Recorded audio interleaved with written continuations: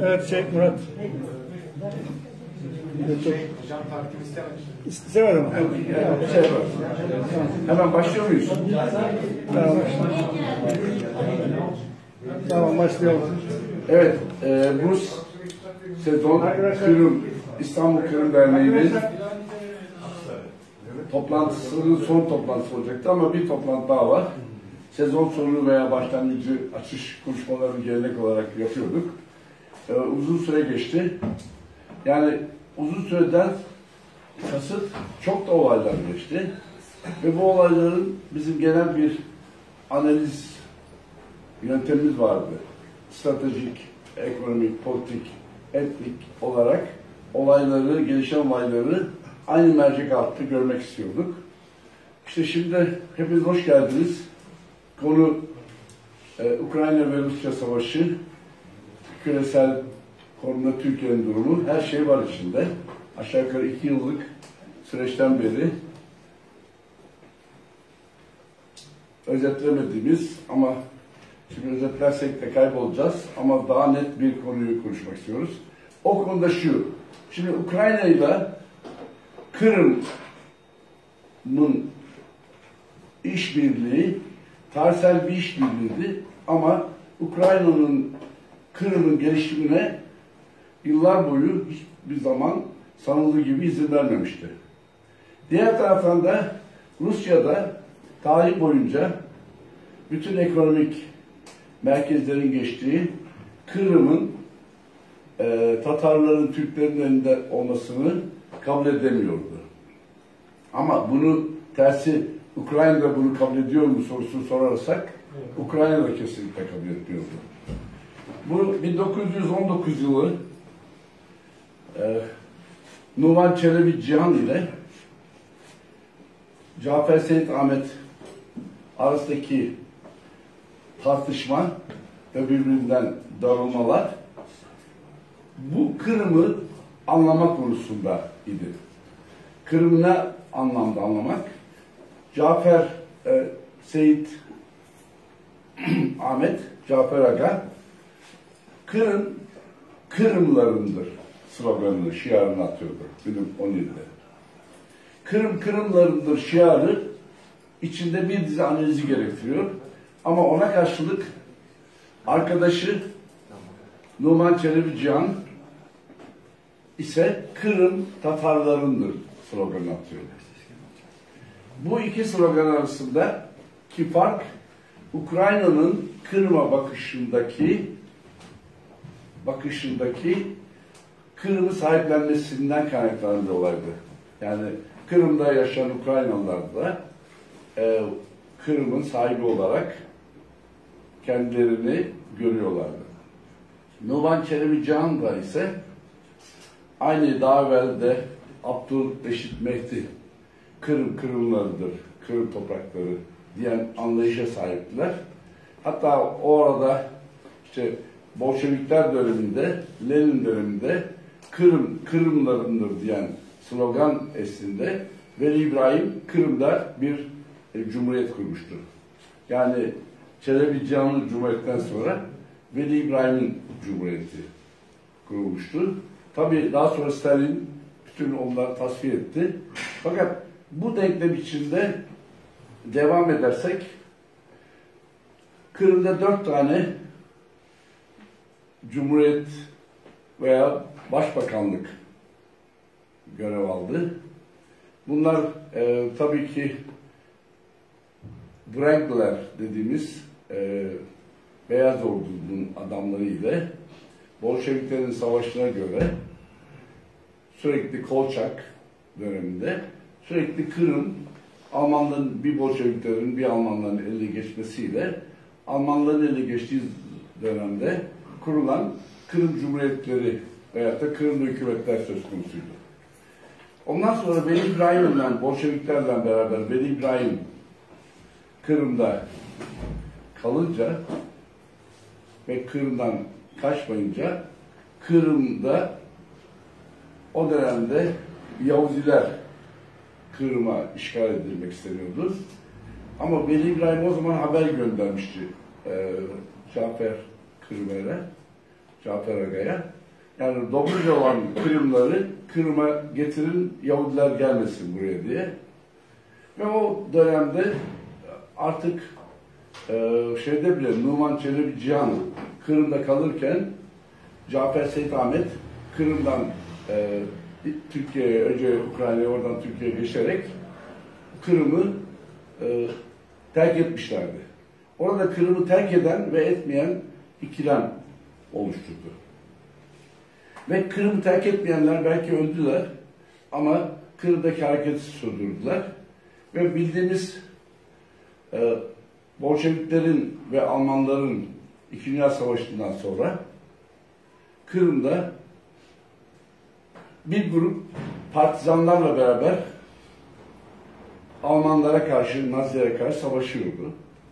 Bir grup da Nazilerin yanında yer alıyordu. Ve o Nazilerin yanında yer alanlar içinde işte biri Kemal Ortaylı, biri de Cengiz Dağcı subay olarak Almanlar ordusu yer almıştı. Ama ağırlıklı olarak burada meşhur filmde seyrettik. Ahmet Han Sultan. Bu efendim? Ahmet Han Sultan. Yani film önemli değil ya. Evet. İsim önemli değil. Orada bu bir pilot Almanlara karşı savaşıyordu. Ve o arada Cengiz Dağcı'nın romanlarında da kendi kardeşinin gitti Kırım'a, kardeşi görmeye. Kardeşi Aydağ'da partizanlarla Almanlara karşı savaşıyordu. Bu duruma rağmen orada Rusların bakış açısı Kırım'ın kendi daçalar olmaları nedeni isteğiyle, yani kendi yanında mücadele eden kişiler olmak üzere, işte Veli İbrahim de onun ekolü ve daha sonra İkinci Dünya Savaşı'na geliyoruz 24'lerden. Orada da onlar da dahil olmuş, hepsi sürüldü. Sürü zaman Kırım'daki bütün diğer halklarda, yani Kırım'da ilginç bir halk amalgamı var. Yani Fatih Sultan Mehmet Trabzon'u aldığı zaman Trabzon'daki Hristiyanlar Kırım'a ve bu Mariupol dediğimiz Azak Denizi kuzeyine doğru yerleştiler. Orada yaşayan Kıpçaklar var. Kıpçaklar Ermeni diline geçmiş. Onlara Kıpçak Ermenileri, Kıpçak Hay deniyor. Kırım'da bir kendi kültürü olarak var. Daha sonra Hazarlardan kalan Yahudiler var. Daha doğrusu Hazarlar burada, yani Türk boyu Yahudi olmuşlar. Onlar da Yahudi olarak Karaylar olarak bulunuyor. Ve hatta ilginçtir, bu Zelenski'nin ataları da o Kiev'deki Yahudilerden oluşuyor. Oraya geleceğim noktaya gelince. Şimdi bu böyle bir amalgam halk esas olarak işte Tatar, Urum Tatarları, Rum Tatarları veya Karaylar gibi hepsi Tatar kavramı içinde yer almıştı. Şimdi bu anlamda bu İkinci Dünya Savaşı'ndan sonra Kırım'a dönme konusunda büyük bir mücadele başlamıştı.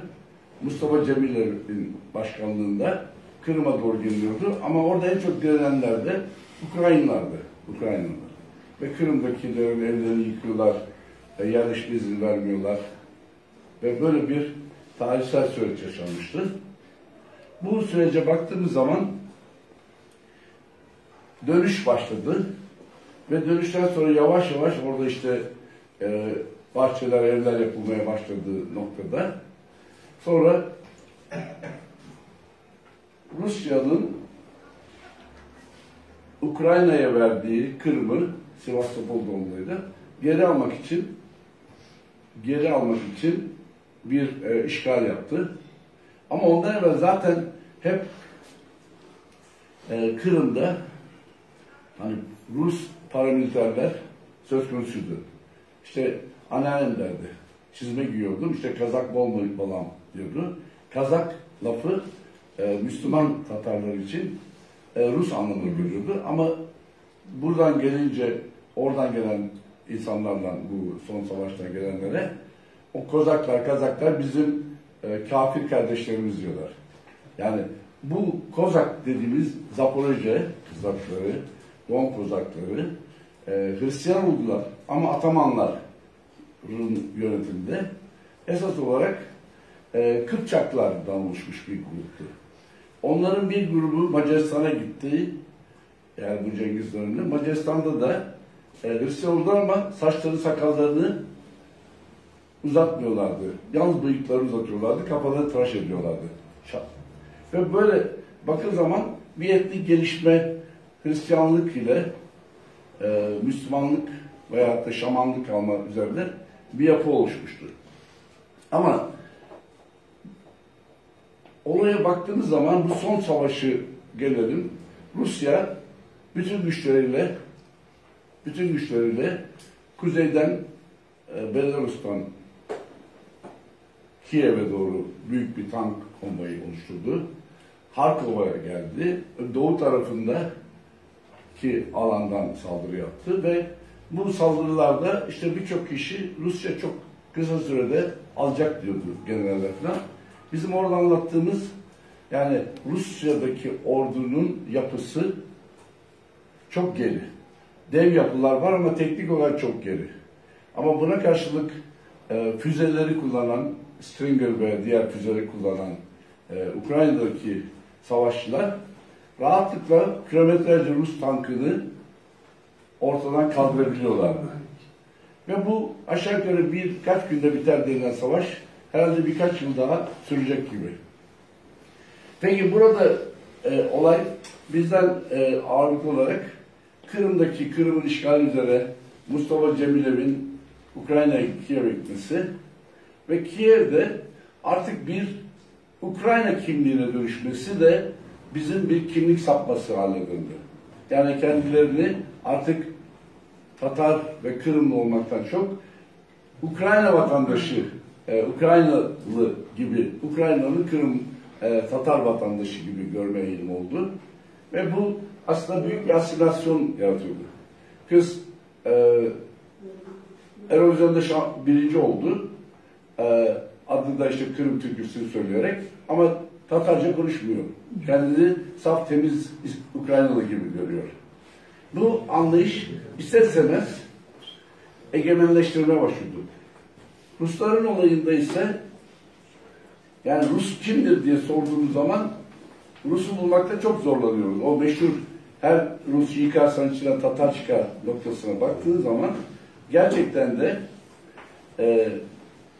Ruslar kimdir sorusu, Ruslar çok nasıl Bizans 19. yüzyılda Bizans diye bir şey çıkardılarsa Rum'du, Bizans deyince Yunanlı anlamını etmek için Rus olgusu da böyle çok 19. yüzyıllarda çıkan bir olgu.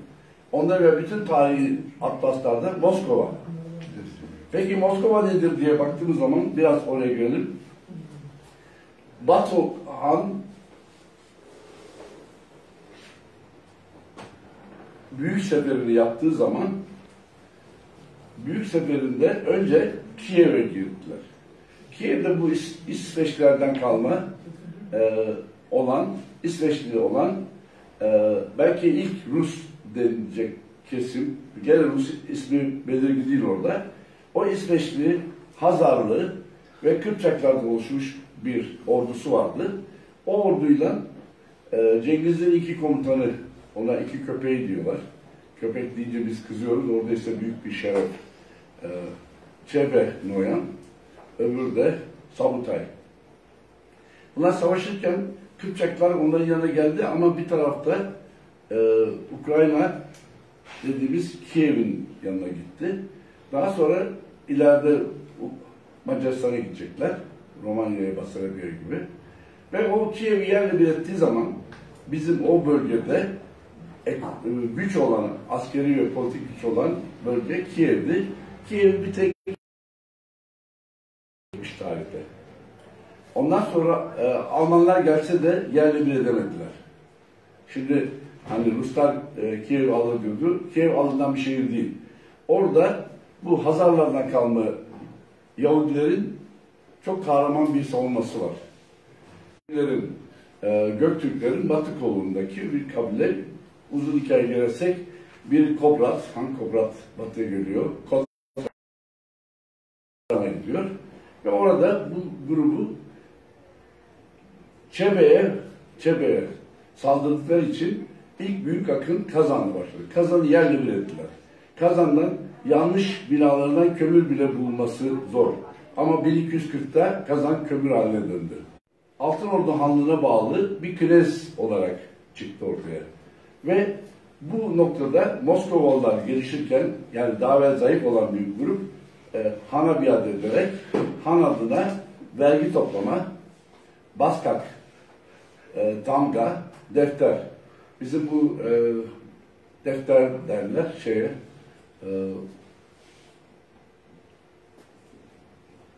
Tataristan'ın güneyindeki neydi o? Zeki Bentoglu'nun memleketi. Başkurdistan. Mesela Başkurdlara defterler derler. Deftere yazılmış.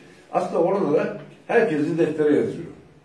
Deftere yazdıktan sonra vergi toplaması için adamlar vergi alıyor. Vergi alacak da baskaklar, vergi memurları, hanın memurları ve Moskova'da büyümeye başlıyor. İşte orada yavaş yavaş kimden olduğu belli olmayan, işte yıkandığı zaman her Rus'un altından Tatar çıkar dediğim zaman bir etnojenez doğmaya başlıyor. Bu etnojenez oradaki bütün otoritesi yok edilmiş bir knezleri yok edilmiş bir halk. O halkla beraber gelen Tatarlar orada yeni bir ulus oluşturdu. Bu Moskovalılar. Aşağıda güneydeki ise Kiev'dekiler İsveçler var.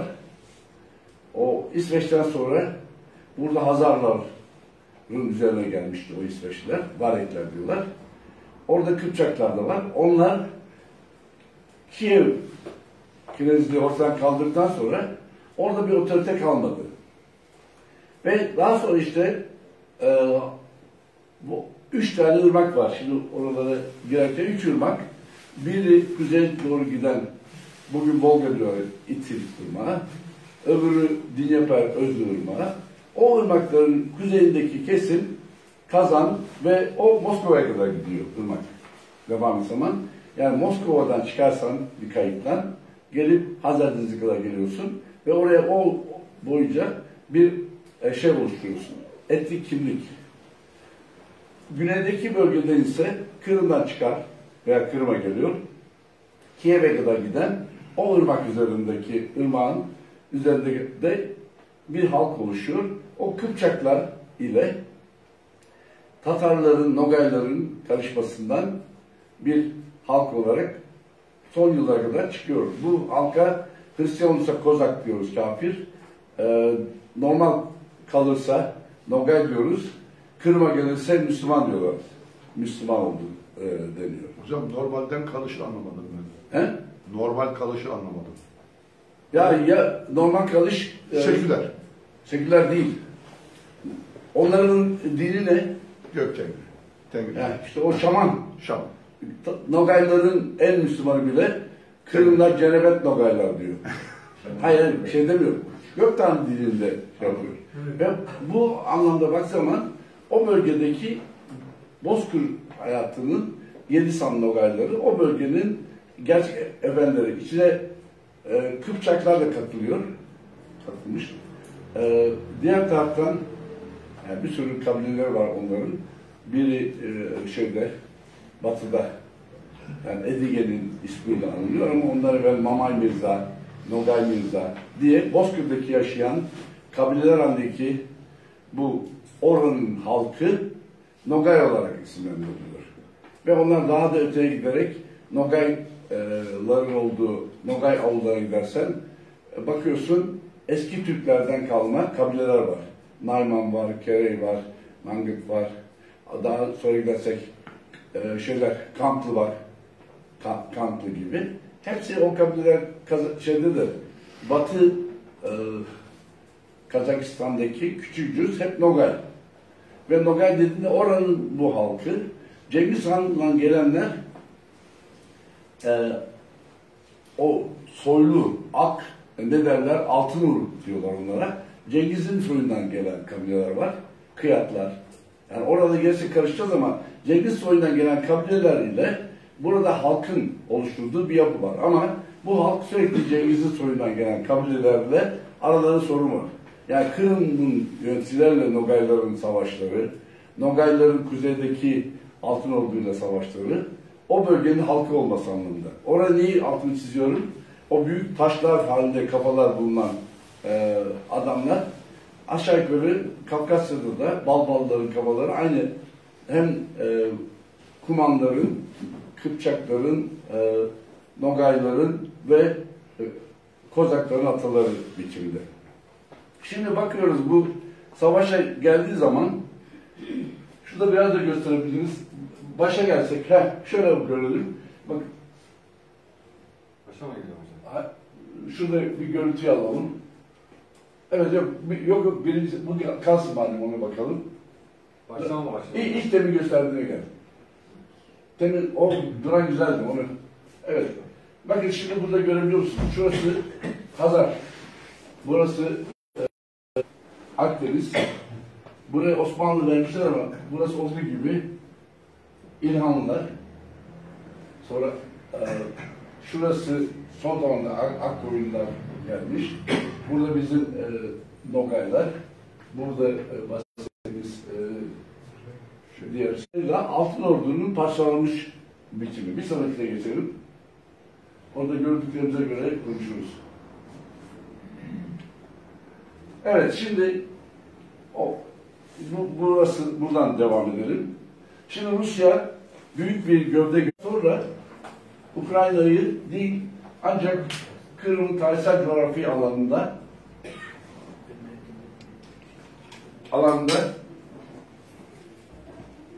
bölgeyi tutabilir abi. Şu gördüğünüz alan şöyle devam edecek. Kırım Hanlığı'nın coğrafyasıdır. Geçelim, devam edelim. Evet, bu 4 önce başladığı bütün normal olarak, daha sonra ilk akın her tarafı sardı. Sonra geldi, şimdi ancak Bakrut'ta, Hudut bölgesinde savaşılıyor. İki tarafta birbirini tüketiyor. Bir taraftan da bu tüketmelerde aslında bizim etnik coğrafyamız, hani kadim, kendi kalıtımsal coğrafyamızda olan bu savaşta hem Ukrayna güçleri hem Rus güçleri diyen güçler birbirlerini kırarak o bölgenin coğrafyasının Kırım Hanlığı'nın coğrafyası olmasını ortaya çıkarıyor. Yani bu bölge Kırım ve şu bölge. Burası hep her zaman aynı noktaya gelmiş. Biri Dnyeper Nehri, Öz Nehri, öbürü ise Volga Nehri'nin çevresine. Geçelim bundan. Evet, bu daha evvel hiç başlamadan evvel Ukrayna'daki Rus bölgesi diyerekten orada özellik istedikleri bölgelerdi. Bu Rusya'nın sınırı ama Kırım'ın hemen kuzey coğrafyası. Yani oralar Kırım'ın suyu kaldırır oradan Azak Denizi'ni ve baktığı zaman kuzeydeki alan ile Kırım'daki alan denizi azalttığı zaman birbirinin devamlı coğrafya. Yani o arada Orkapı ile iki tarafındaki körfezi kaldır, tamamen Kırım coğrafyası. Bir tarafta batıda Dnyeper Öz Nehri, doğuda ise Volga Nehri arasındaki alan bütünle kuzey düzlüğü çıkana kadar denizin devamı olan Kırım coğrafyası. Evet, geçelim bunu. Yani şimdi şurada gördüğünüz büyüterek, bakın şurası Kırım, burası Orkapı.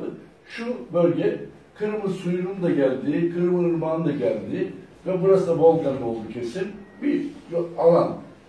Buradaki Volga'nın ötesi, daha evvel demiştim ya, Volga Nehri'ni takip ettiği zaman yukarı doğru Kazan'dan Moskova'ya giderek Moskova, Harkov kuzeye gelmiş ama bu ırmaktan sonra, yukarıdan sonra Kazan bölgesine geliyor. Yani Kazan Tatarları, Kazan Hanlığı ile buradaki bizim bahsettiğimiz Kırım Hanlığı'nın coğrafyası. Aynı bunun devamı, mesela Nogay'da devamlı bu petrolün Hazar Denizi'nde çok petrol olan bölgede isyan çıktı geçen. Bütün o Nogay topraklarıydı. Kazakistan'a verilmişti. Uruklar olarak. Ama payını alamıyorlardı. Oradaki bu Küçükcüzü, Elimoğlu, Beyoğlu, Altın gibi bütün bu Karadeniz kuzeyindeki 7 tane Nogayların bir ucu orada, bir ucu Romanya'daydı. Devam edelim. Şimdi Boyna Bakruk'ta savaşıyorlar. Yani bir seneden beri Rusya bunu uğraşırken böyle bir noktaya geldi. Bakın ilk akında bütün her tarafı alacağız diye girdiler. Ama o dev orduların hepsi Kiev bataklıklarında battı. Ve yüzlerce, binlerce insan öldü. Yüz binlere yakın insan öldü. Hem Rus hem de Ukrayna. Ve bu arada bizim Kırım'dan giden Tatarlarımız da hepsi bu cephede, en cephede kıyıldılar. Yani ve bu yapı aynı, ama niye burada tıkanıp kalmışlar gördüğünüz gibi? İşte burası zaten Kırmanlığının coğrafi alanıydı. Bir sonrakine geçelim. Yani coğrafya belirleyici oluyor. Suyu, akarsuyu, şeyi. Bu petrolü sonra geleceğiz. Biraz daha geç, öbürleri göreyim. Bunlar petrol en sonunda. Geç onları. Bunu da geç. Bunu da geç. Bu petrol bölümü. Hızlı geç, hızlı. Hızlı. Bunlar bu petrol. Bunu da geç. Bunlar petrol bölümüydü. Başka yok mu? Haritalar vardı demek ki. En baştaydı onlar. Ortadan başlayan diye bak. En başta. Onlar. Onları soruyorum bak. Evet, yani bakın şu harita ilk hep bakacağımız. Şimdi bu Kırım'ın etnografik haritası. Buradaki halkların olduğu yeri şimdi basmışlar ama Kirilce ve orijinal yok. Bu coğrafya bakın anlattığım nokta şu. Şu denizi kaldır, Sırp. Bu denizi kaldır, Azek denizini. Burası bir aynı coğrafya. Bu Orkapı'dan geçti mi buraya gidiyor. Buradan geldim Kırım'a. Bahçe inerse Yalta'da falan bu bahçeci oluyor. Burada tarımcı oluyor. Burada da boydan boya çoban oluyor. Ve buradaki büyük varlığın, servetin kaynağı bu kültür sürekli burada kalmış olan bir kültür.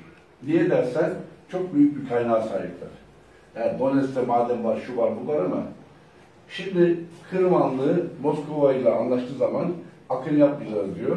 Ama buradaki Nogaylar çok hızlı atları var. Atları Argumak, Alçın gibi bir sürü atlar var. Hızlıca akın yapıyorlar. Moskova'ya, Novograd'a kadar ve oradaki çocuk ve kızları bir günde toparlayıp binlerce esir olarak geliyorlar. Ve gelince bu Azak Denizi'nde bu bahsettiğim o Ermeniler var ve Yahudiler onlara vererek Avrupa'ya köle ticareti. O zaman en büyük gelir köle ticareti, Kürt ticareti gibi. Yani kızlara, güzel kızlara dokunmuyorlar, çocukları sağlam asker olarak veriyorlar. Ve buradaki halk, burası çok kıymetli bir bölge. Irmak boyunca gidiyor, Kiev'e kadar oradan giderek aniden geceliğin bir baskın yaparak köylerdeki daha herkesi yakalayıp kızları çocukları bir zincir şeyler getirip buradan Azak Denizi'nden o pazardan Avrupa'ya Osmanlı Sarayı'na gidiyor. Bu gelir nedeniyle burada bir varlık, Nogaylar burada var olabilmişler. Hatta burada Ruslar tüfekçiler geliştirdiler. Kaleler koydular Nogaylara karşı. Hani bir baskın yapıldığı bir grup, Nogay grubu, hatta Tatarlar da bize. O topladılar 100 tane esir, onları çok hızlı atlarlar, götürüyorlar. Onları yakalamak için de tüfekçiler başladı bulmaya ve onlar bunları vursunlar diye. Eğer ne zaman ki artık Nogaylar o baskını yapıp da kızları, kadınları, çocukları esir alıp getiremezlerse fakirlemeye başladılar. Fakirlik o zaman çıktı. Yani burada mutlaka tarım var ama onlar tarım yapmıyor. Yani bir Nogay ekmek yemez. Yani un yersek un bizim yüreğimize yapışır ve bizi öldürür diyor. Canan Hoca'nın söylediği en sağlıklı beslenen insanlar. Atın yağını yiyor. Atın yağını yiyor. Kuzunun kuyruğunu yiyor, o kıkırdak. İkincisi, o kuzunun yağını, kuzunun kuyruk yağını vücuda sürüyor. Çıplak. Üzerinde kürkünü giyiyor. Atını da ondan yağlıyor, o karlarda giderken. Ve giderek oradan akınla geliyor. Ve ama bu bahsettiğim, bu akınlar durunca, mesela Çerkezler de kızlar. Çerkez kızlarını, çocuklarını da alıp saraya satan Hatta kendi kabilelerini diğer kabileyi satıyor. Balaban diye Tatar esirler de var. Bir kabile diğerinden de alıyor. Şimdi o Kırmanlı Moskova ile anlaşmış ama bu anlaşmanın Nogaylara uymayarak baskın yapıyor. Nogaylar da bu sefer anlaşma yapma noktasında ve orada uzun süre böyle bir kendi kimlikleri sürdürebilmişler. Bu kimlikleri yani burada herkes şaşırıyor böyle, şaşırıyor. Bir tanesi Moskova'yı Tver, Ryazan, Hazar, bütün oradaki Ruslar denilenlerin hepsini öldürmüşler. Halkı da kiliselere kaçıp dua edip kiliseler, tahtaya hepsini yakmışlar. Ve böyle yakınca etnik olarak bir Tatar kimliği çıkıyor Rusya'da. Her Rus suikast altından Tatar çıkmasının babaları mutlaka Tatar'dı. Ve bu haliyle bizim mesela bu tatlarda gelen mesela Nogaylar'da da çok güzel tanımadığın 2 metre sarışın yapılı adamlar var. Onlar buraya geldiği zaman buradaki bu Rus kızlar, yüzlerce Ukrayna kız, İsveçli kız, hatta şeyler bizim bu Fatih'in Kanun'un karısıyla Hürrem Tatarları getirip sattığı kızlar. Ama satanlar da Tatarlar değil. Onlar talanla getiriyor, satanlar Ermenilere veriyorlar. Bu Ermeniler de bizim söylediğimiz gibi Anadolu Ermenisi değil, sarışın, renkli gözlü Ermeniler, Kıpçak Ermenileri, Kıpçak haylar. Onlar da Yahudilere satıyor. Hem bizim Kara Yahudiler hem de İspanyol, Seferat Yahudiler dediğimiz. Onlar da bütün Avrupa'ya bu satı var. Ama Osmanlı da aynısı yapıyor. Bütün bizim korsanlarımız, hani Barbaroslar çıktığı zaman bütün Akdeniz kıyılarına aniden baskı yapıp orada kızları toplayıp, erkekleri toplayıp satılıyor. O zamanlar en kıymetli av hayvanı gibi insan ticareti. İnsan ticareti. Ama o insan ticareti daha sonra Afrikalılar yapmışlar. Onlar öldürüyor ama burada alanları Tatarlar bunlar dokunmuyor. Yani kızı daha da güzelleştiriyorlar. Pazara sattığı zaman parası ona göre büyük altın yapıyor. Ve bu noktada bakıldığı zaman orada neden bu kadar bu bölge bütünüyle Nogay olarak yıllarca kalmış. Tarım yapmadığı halde ayçiçeği yetiştirmiyor, yağ yapmıyor. Sadece atlarını yiyorlar ve atları var. Ama Ruslar tüfekleriyle bunlara baskın yapmaya başlayınca bu sefer tersine dönüyor. Nogaylar aç kalıyor ve Ufa'ya, Sibirya'ya sürgüne gidiyor.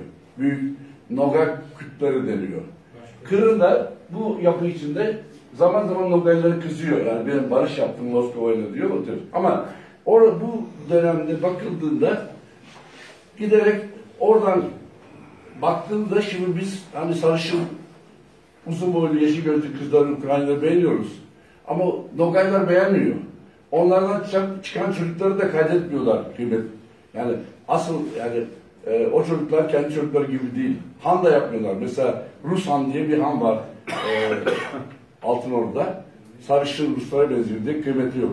O Tatarlığın güzelliğini, etnik gururları var. Kendi o Tatarlık onun için güzel. Ama şimdi bizim Türkiye'de bakıyoruz. Ben Tatar değilim. Ya gözü söylüyor. Yok diyor babam Tatarmış. Yani o mantık hayır. Kültür olmadığı için ezilmiş. Ama oradakiler bu bahsettiğim o güzelim kızlara el bile sürmüyorlar. Hem para edecekler diye hem de onlardan çocuklarını kaydedilmiyor. Ama yine de bu bölgedeki tiplerin değişiminde böyle bir etki var. Ama daha kuzeydeki Rusya'daki olay ise çok daha bizzat orada artık yeni etnos gelişimi Gumilev anlatıyor. Yani yaklaşık 500 yılda bir halk yeniden yapılanıyor. Yeni halk oluyor. Ama onlara Deli Petrosiz Russunuz demeye başlayınca kendi kimliğiyle kendine karşı Tatarlara karşı düşmanlık gibiydi. Bugün Rusya'da yeni bir anlayışları var. Rusya Tatarları, Kırım'la sınırlı değil Tatarlarımız. Rusya'da, Sibirya'da, Kazan'da, Başkırgızistan'da, Kasım'da birçok Tatar halkı var ve Rus halkının en önemli öğesidir diyeyim. Yani bu Putin'le beraber başlayan Avrasyacılık anlamında değil, Rus kimliğinin oluşturulmasındaki Tatarlığın etkisini. Putinist Tatarcılık. Efendim? Putinist Tatarcılık. Yani Putin istemiyorum da onlar yani yine de kızıyorlar hani söyleyince ama genetik olarak bak zaman eğer genine baksa hep Tatar. Yok. Ama bu taraftakiler de Kiev'dekiler İsveçliler, Hazarlar ve Kıpçaklar var. Taraf Bulgar. Fakat onların Zaporojye Kazakları, Don Kazakları, diğer Kazaklar hepsi bu bölgenin şeyi. Bak hani böyle saçları böyle taşladığı zaman kafada hepsinin tipleri koyuyor böyle. Tam Zaporojye onları söyledi. Onlar uzun yıllar atları atamanları. Atamanları en önemli beyleri. Sonradan Hristiyanlıkla giderek değişiyor ama Nogaylarla kıyafetleri, her şeyi Nogay. Bugün hala devam ediyor hocam. Zaporojye'de Atamanka kızlar var, kadınlar var. Atamanka Savaş diye var. tabir ediyor. Evet. Hocam bu saçınızı nasıl, hangi berbere yatırıyorsunuz? Yıllardan beri yapıyoruz öyle. Öyle. Ama bu ben Nogaylık değil. Son Mohikan. Evet. Hani canım. Şimdi geçelim bundan sonrakine. Yani bunları bulmak lazım. Çok işlemişler şeyleri. Yani bu bahsettiğim olay bütün 1200'lü yıllarda tüm dünya Orta Doğu'dan başlayıp Çin'e kadar giden yerde ticaret yollarının kurulduğu bir Cengiz Han toplumu kuruldu. Burada bütün otoriteleri yok etti Cengiz Han. Çünkü her otorite Bağdat'tan çıkıp da Çin'e gidene kadar 100 tane yerde vergi kesmek istiyorlar. 100 yerde haraç alıyorlar. Onlar otoriteden çıkarınca dünya sistemi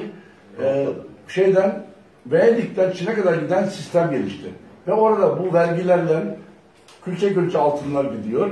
Ve o zaman buradaki Semerkant'ta bütün Orta Asya zenginlik doğmuştu.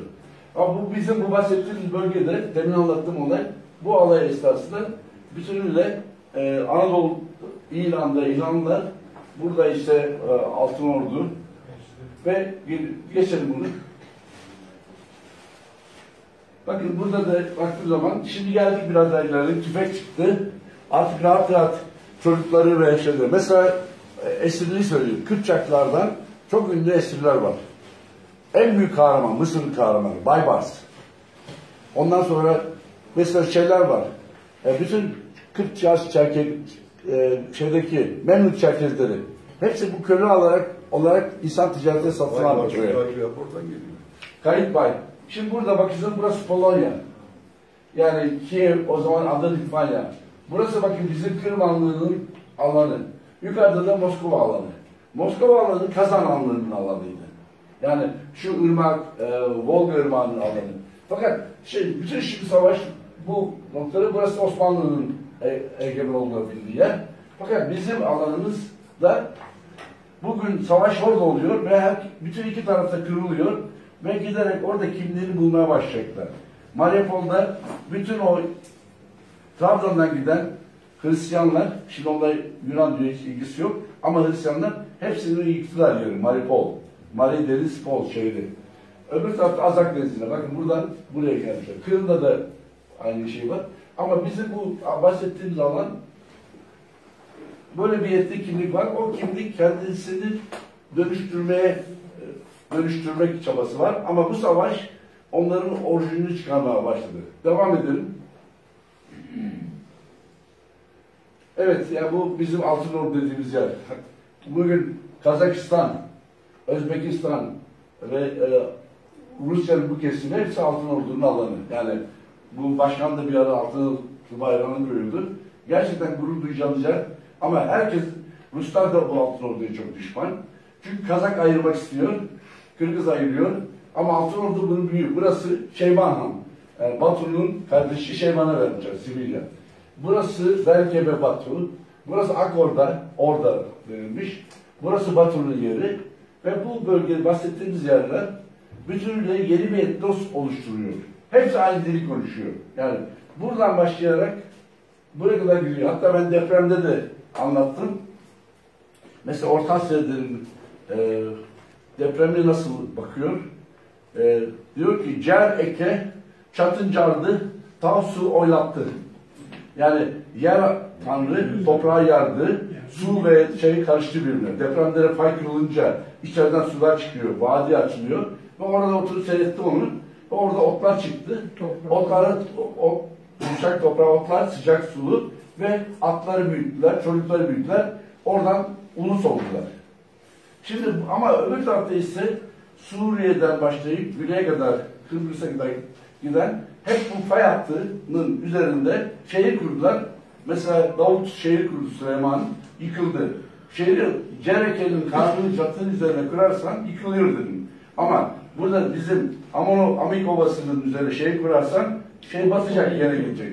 Aynı Maraş Ovası'na, yukarıda Malatya Ova'ya, Elbistan Ovası, Gölbaşı hep bu Cereke'nin çatının carılıp da çukur yapıp da su doldurduğu yerler. Ama bu Orta Asya'da bu soğuk buzlu yerlerde fay kırılınca sıcak sular çıkıyor ve vaha olarak otlar gelişiyor. Bunu gözlemişler ama bütün burası aynı lafları söylüyor. Cereke, hani eke, şimdi var Ece diye çevirdiler. Hani Ece, komşu kızları, Can Eke, Yan Eke, Han Eke diye kızların ismi de Eke gibi. Şimdi geçelim bunda. Tabii bunu koymuştuk, bunu geçelim. Bunu da geçelim. Evet, bunları geçelim.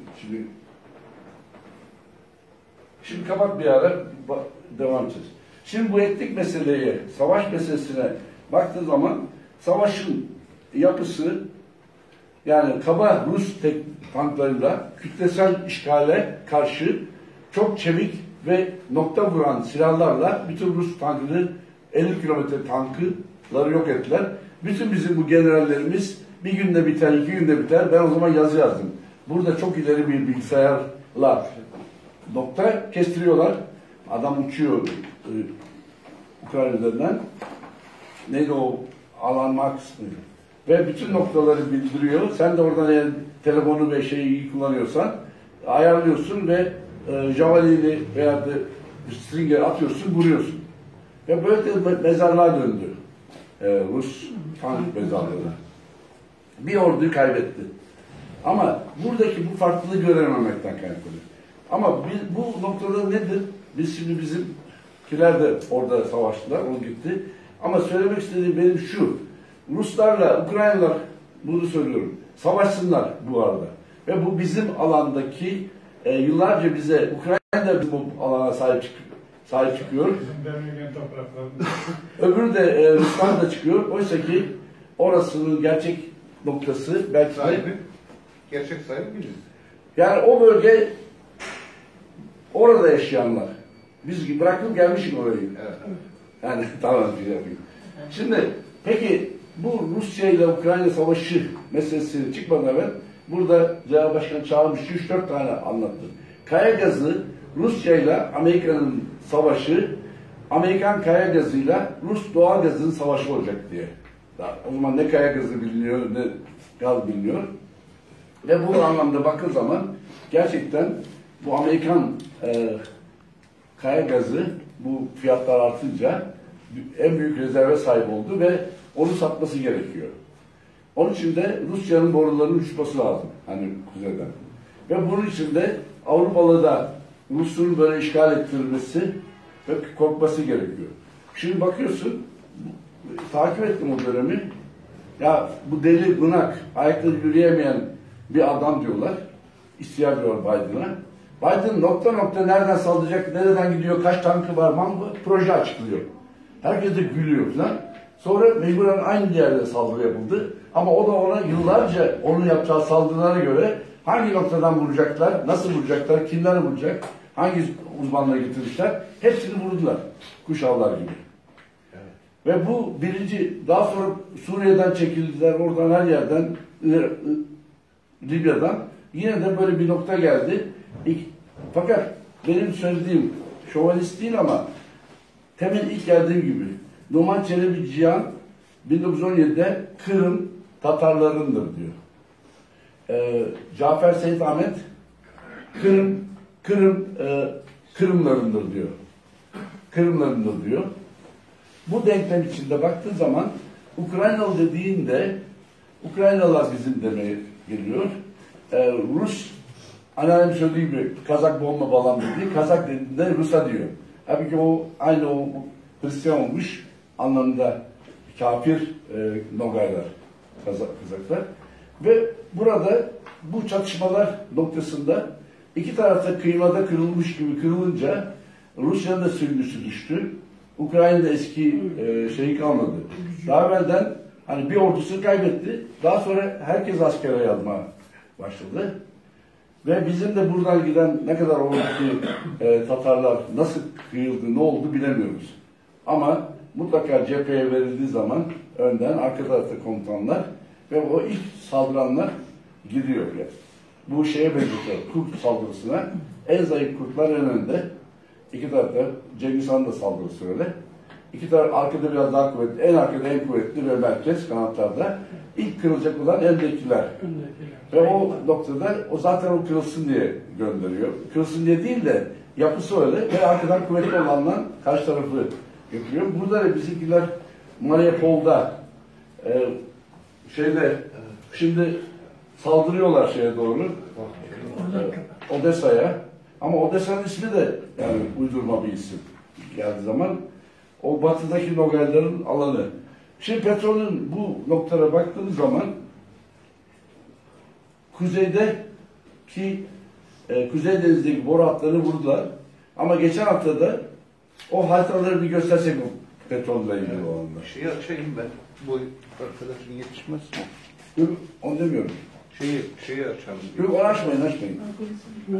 Gözüküyor. O harita bir tanesi Karadeniz'den geliyor. Yani Anapa'dan. Karadeniz'den geçiyor. Bizim Trakya'ya gidiyor. Oradan Slovakya'ya kadar giden bir boru hattı var. Öbürü bizim Azerbaycan'dan geliyor. Gene aynı şekilde İtalya'ya giden. Bu güney yolu. Fakat geçen hafta da kuzeydeki yolu bulmaya çalıştılar. Bakayım onları. Mesela bu bir tane ışık kapatırız. Veya bunu aç. Evet. Bak şu kuzeyden giden yol. Bu ise bizim kuzeyde vurulan yol. Bu güneydeki kesimlerinde. Bir sonrakine geçelim. Evet, bu daha önce Ukrayna Savaşı çıkınca bir sürü yollar iptal edilince ve böylelikle de Karadeniz'den gelen yolumuz geçen haftalarda satılmıştı. Bu güneyden gidecek petrol yolları. Devam edelim. Bu konusu geldiğiniz şey. Bunları hızlı geç. Geç onları. İnsanları görsün. Şimdi bakın. Bu bizim buradan geliyor. Şurası Kırım. Bunun yanından iniyor. Buradan. Buralarda bir yerde saldırı yaptılar herhalde. Biz burada bir boru hattını kurmak istiyoruz. Ve bunu Avrupa'ya gönderelim diye. Ama Avrupa dedi ki biz kuzeyden gelen borumuz vardı. Eğer alacaksak kuzeyden geleni alırız. Çünkü Türkiye'den geleni yolunu tam kurulmuş değil. Geçelim bunda.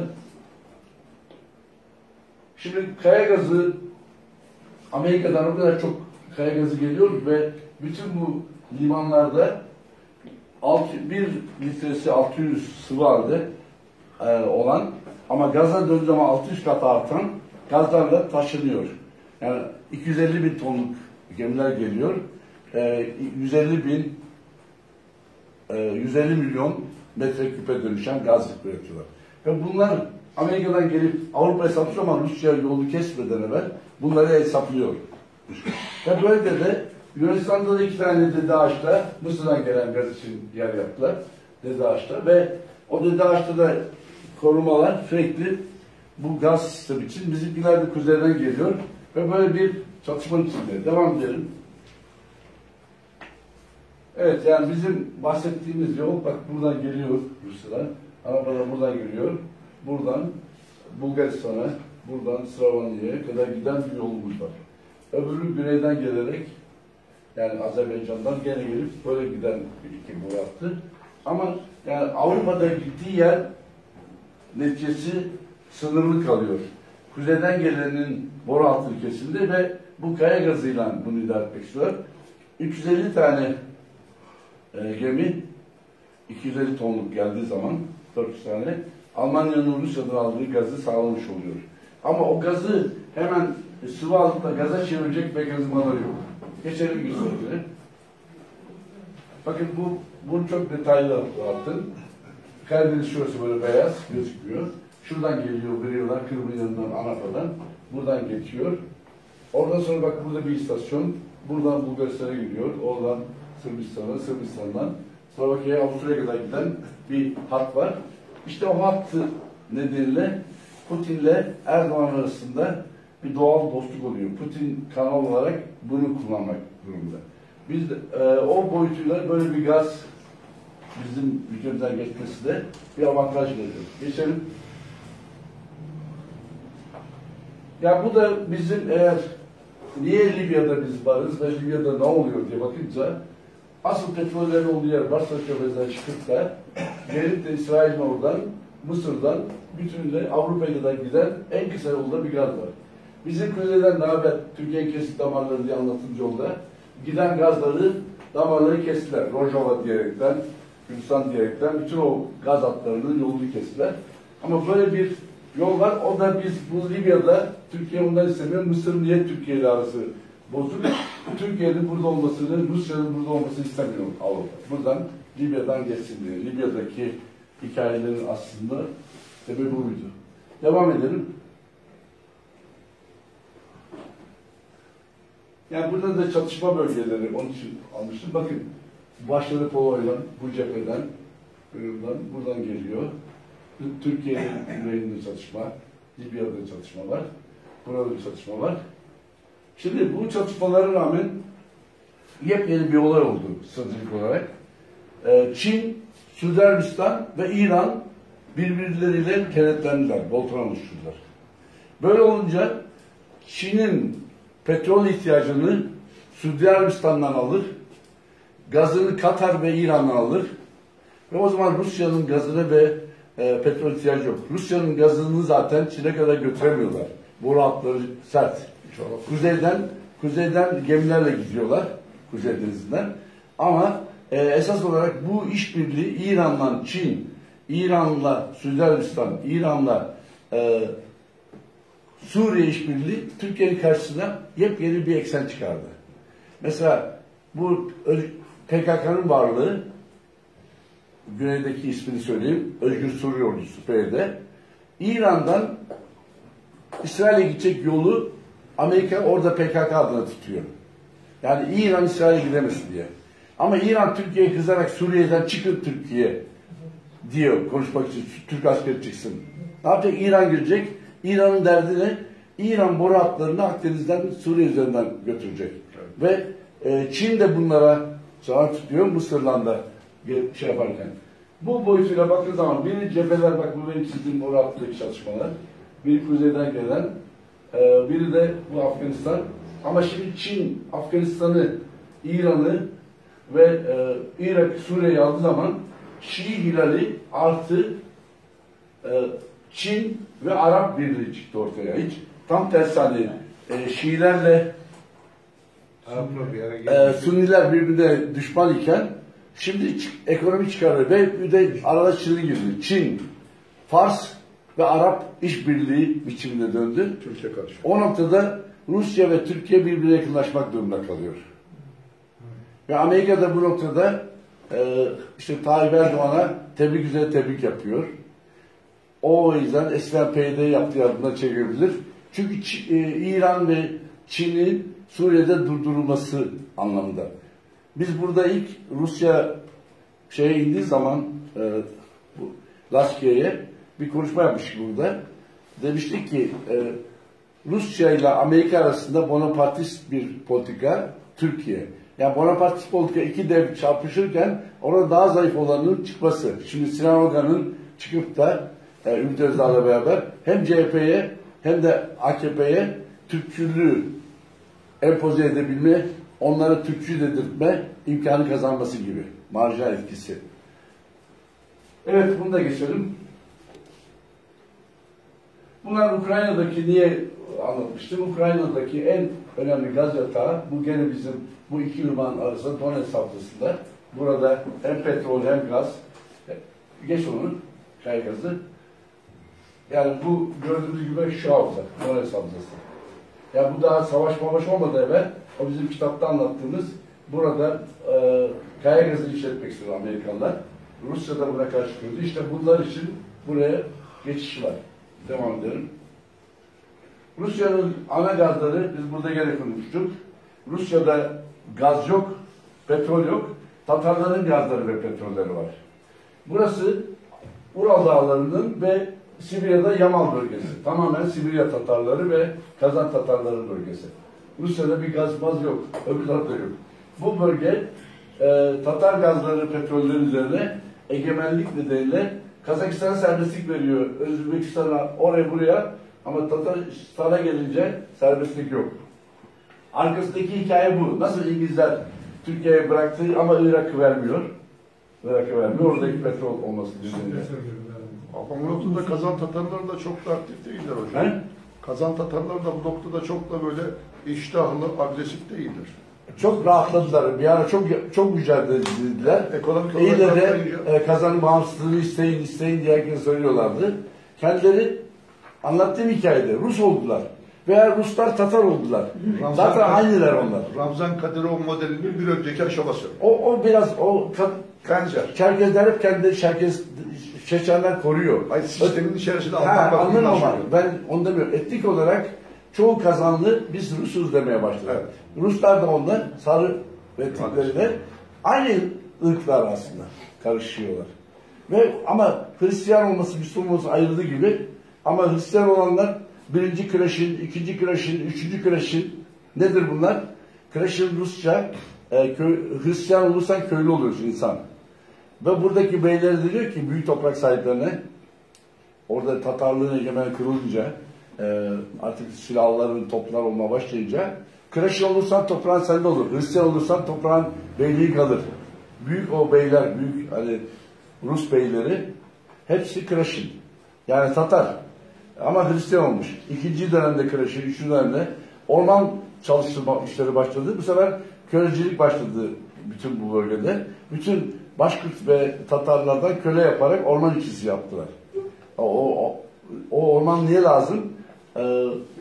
Deli petrol nerede?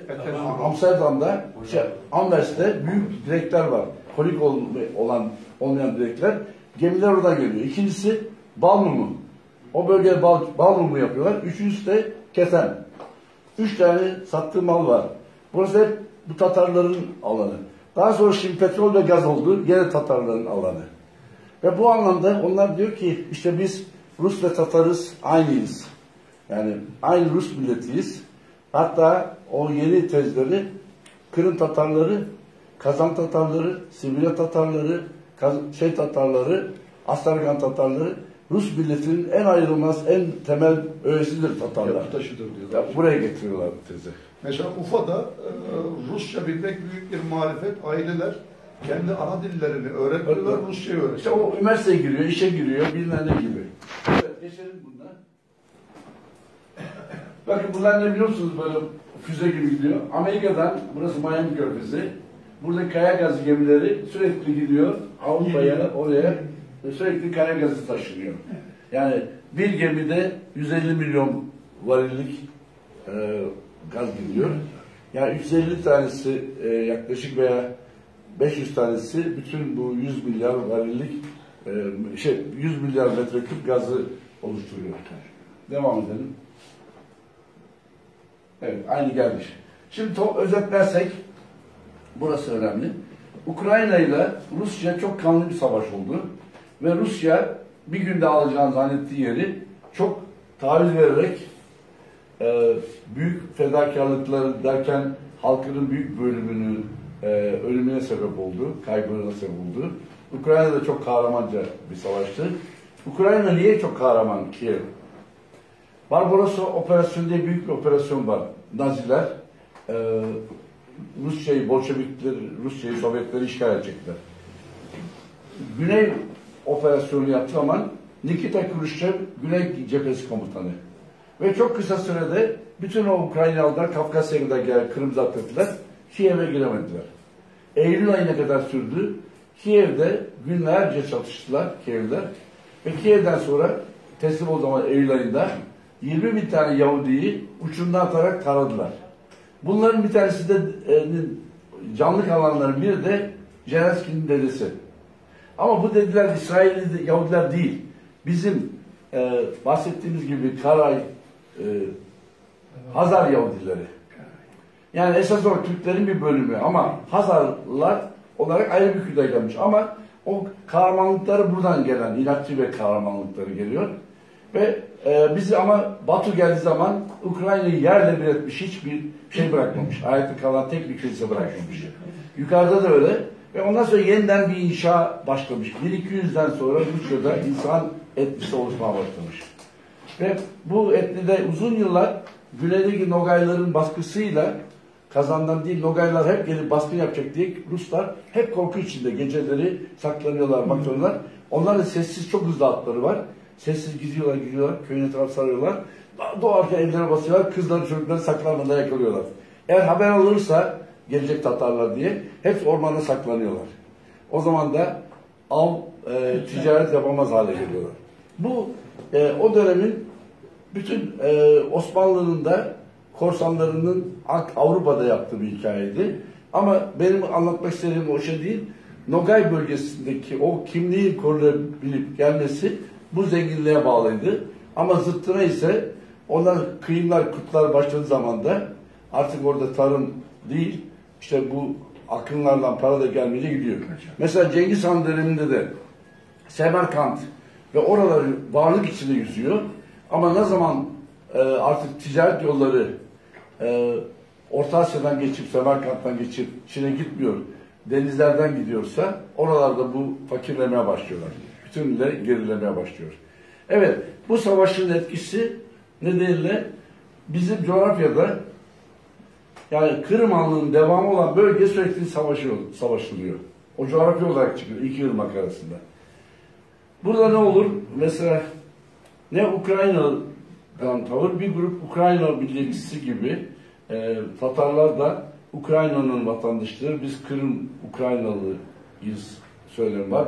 Önce Ukraynalıyız, sonra Kırımlıyız. Hatta Kırım denmez bile oluyor. Büyük Ukrayna bayrağı, küçük Kırım bayrağına gösteriyor. Bu bir hata. Ama yani oradaki bir kahramanlık var, tamam. Öbür tarafta Rusların da saldırısı var.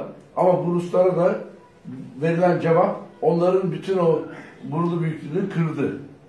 Ve hatta o savaşın nedeniyle Türkiye'den de bu kadar iyi ilişkideler. Gazların yolları kapanınca bize pahalı gaz satarken şimdi siz alın buradan satın deme noktasına geldi. Ama Çin'in İran'la işbirliği yapıp da Suudi Arabistan'a gelmesi bizim güneyde yeni bir sorunumuz çıkıyor. Yani Suriye'nin kuyruğu iyice dikleşti.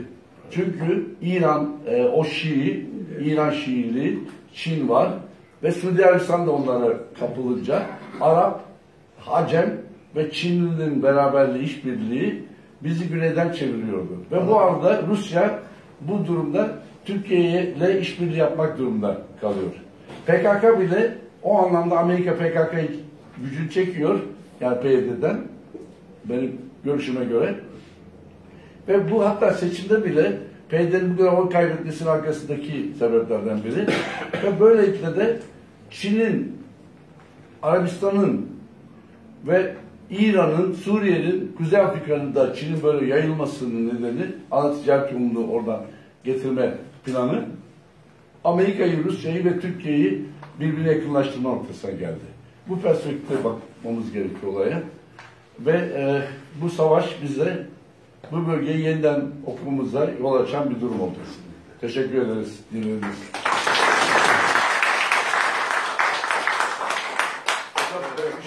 Tabii sorun. Şimdi yaklaşık 4 hafta önce Suriye yeniden Arap Birliği içerisine alındı. Bravo.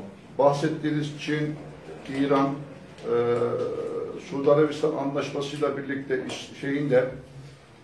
Suriye'nin de artık Arap Birliği içerisinde bir koruma kalkanı altına girince... Hep girdi ama zaten İran koruması altında girince çekildi, Şiiler orada. Bizim ıskaladığımız bir şey var hocam. 1-1,5 hafta önce Çin'de Little Asya Summit diye Küçük Asya Zirvesi yapıldı. Orada sadece Moğolistan vardı ve geri kalan bütün ülkeler bizim Türk Cumhuriyetleriydi. Kortej olarak geldikleri o konferansın ve anlaşmaları yapacağı salona geldiklerinde orada kırmızı halının sağında solunda tamgalar vardı. O tamgalar Göktürk devletini çökerten Tunga boyunun işaretleriydi. Çin orada dünyaya şöyle bir işaret veriyordu Türk Cumhuriyetlerine. Ya benim civarımda olursunuz ya da sizi Göktürkler gibi dağıtırım. Ben şimdi söylemeye... Çok özür dilerim. Şimdi buradan Ukrayna'ya geleceğim. Dikkat ederseniz savaşın Ama önce buraya söyleyeyim de, buyurun. Şimdi burada Çin boru hattı nedeniyle Uygurlardan sonra Kazakistan'dan Çin'deki Kazakları Çin'e göndererek kendine ajan gibi kullanarak oradan boru hattını egemen olmak istiyor. Evet. Ve böylelikle de orada yayılımı Rusya'nın da çok rahatsız olduğu bir nokta. Her şey devam.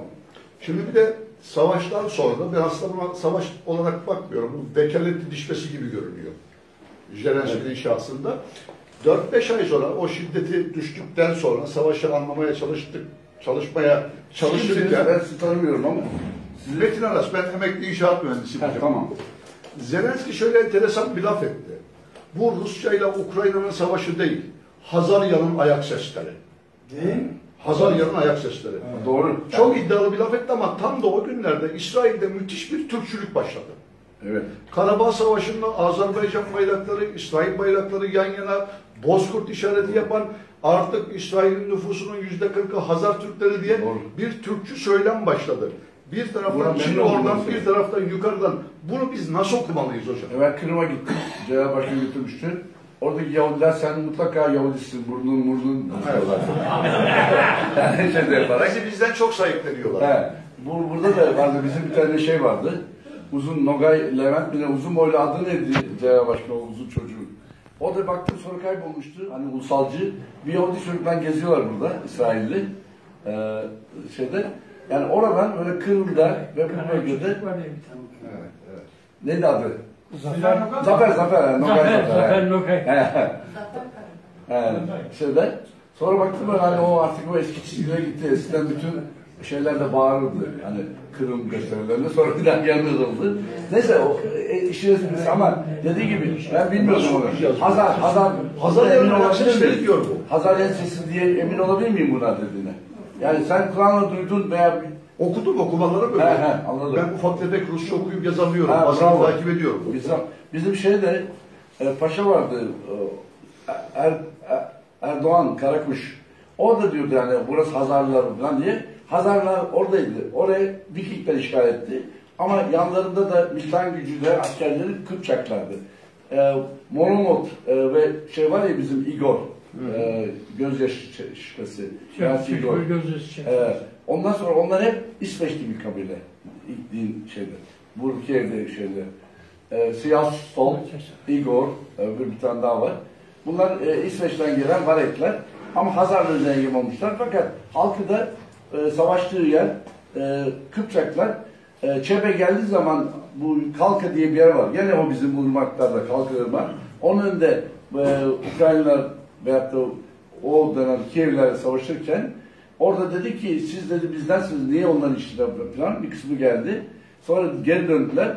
Geri dönüşte Kazan bunlara saldırdı. Kazan'ı yerle bir ettiler. Kazan'ı araştırıyorlar. Bir tane sopası yok. Ama çıkıyorlar şimdi Kazan 1400'lerde kurulmuş. Kazan'ın 1000. yıl dönümü diyorlar. Demek ki daha önce düşünmüşler hocam. Hayır yani kendi köklerini Altın Ordu'dan başladık demiyorlar. Evet. 1000 yıl evvelkiye götürerek. Yani bizim sadece Maksuyar falan diye biz Tatar değiliz, Bulgarız diye. Evet. Bulgarcık akımı vardı orada.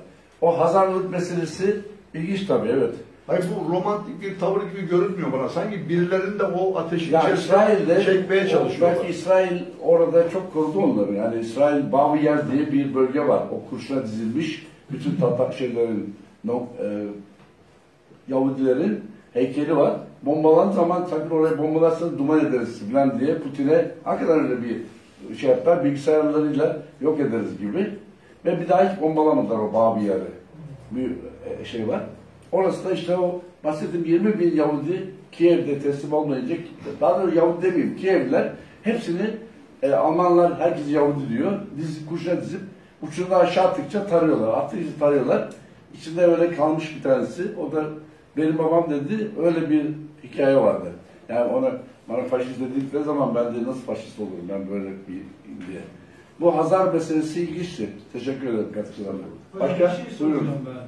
Bu Ukrayna'da Yunanlardan bahsediliyor. Yunan'ın tarihçesi böyle... Yunanlı değil onlar işte, onu anladım. Krakoy'da böyle... Tamam bak, evet çok güzel sordun. Bayağı var öyle. Şimdi Türkiye'de Yunanlı var mı? Var. Yok, Rum var. Peki Rum ne? Roma. Ya Romalılar gelmiş buraya kurmuş. Yunanlıkla hiç ilgisi yok. Ama onları şimdi mesela bahsettiğim şeyleri Yunanistan'da da papazlarla kavga ediyordum öyle. Terliyorlardı. Rum Ortodoks. Değil mi? Evet. Sözlüklerde açın İngilizce, Fransızca, Almanca hiçbir sözlükte bu kelime yok. Grek Ortodoks var. Tabii. Çünkü Rum Yani, batı. bütün o Rumları Grek yapıyor. Putin de öyle diyor. Yani biz Grek Ortodoks tezini savunuyoruz. Aslında değil. Orada bu şeydeki Mariupol, temin anlatmıyor. Fatih Sultan Mehmet oraya işgal ediyor. Hristiyanlar kuzeye geçti. Kuzeye geçti zaman Mariupol'da aynı benzer yere. Bir Kırım'a da geldiler. Orada Urum Tatarlı dedikleri bir grup var azınlıkta. Ama onlara işte Yunanlar diyor ki Yunanlı bunlar. Ya Bizans'tan geçmiyor hocam onlar. Onlar bizim Hristiyanlarımız. Bizans'tan geçmiyor yani.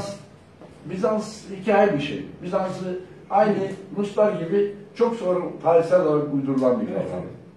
Evet, Bizans diyor. Hemen Şimdi bak, biz neye Yunan diyoruz? Biz ne diyoruz Yunan? Var mı dünyada başka Yunan diyen? Yok. Neden? Yok. Onu niye İyon derdik? İranlar bu bölgede Partlar İyon'la Yuan demiş. İran dili öyleymiş herhalde. Oradan geliyor biz Yunan diyoruz. Ama öbür tarafta İyonlara da demiyorlar. Grek dediğimiz küçük bir kabile. O kabile ama Helen dediği zaman İskender Atilla bir gittiği her yere kadar nasıl bir Osmanlı diyoruz her tarafı artık Türk demiyoruz Osmanlı. Onlar da Helen diyerek bir ucu Hindistan'da bir ucu orada burada her yere yayılmış olduğu için kendi Helen diyorlar. Helen olunca Helenli Karadeniz'de vatandaşlarımız, Helenli İstanbul'dakiler, İstanbul Helenika diyorlar. İskender Makedonyalı. Tamam. Grek değil. Ben Grek demedim ki Helen dedim. Hayır bak orada ince bir nokta var işte. İskender bütün Grekleri kesti. Uzun sopalı, onların şeyleri var, falanjları. Yok sahipleri var, yok. Bir dakika, o ayrı. Onların uzun sopalı falanjları var. Ama İran ordusunda paralı askerler. Şimdi herkes soruyor, Atina'daki İranlılar nereden geldi? Atina savaşlarında İranlılar, İran ordusu. Herkes ancak İran'dan. İran'dan değil, İzmir'den geldiler. Adalardan gittiler. Oradalar. Ve bu İskender de İran, bu falançlar, Grekler, o uzun mızraklı Grekler, hani 100 Ispartalı'daki filmdeki, nerede görürse İskender onları kesti. Ama artık onlar İskender'i kızmak yerine İskender'i öptüler, biz Helen, İskender Helen çıkardı. Teslim oldular bir şekilde. Yani Helen anlamında geldiler. Helen'de eski bir Truvalı Helen ve Helen'den gelen bir hikaye var. Yani bir etnik kimlik ismi veriyor. Helenizm, Panhelenik Parti, Panhelenik Sosyalist Parti.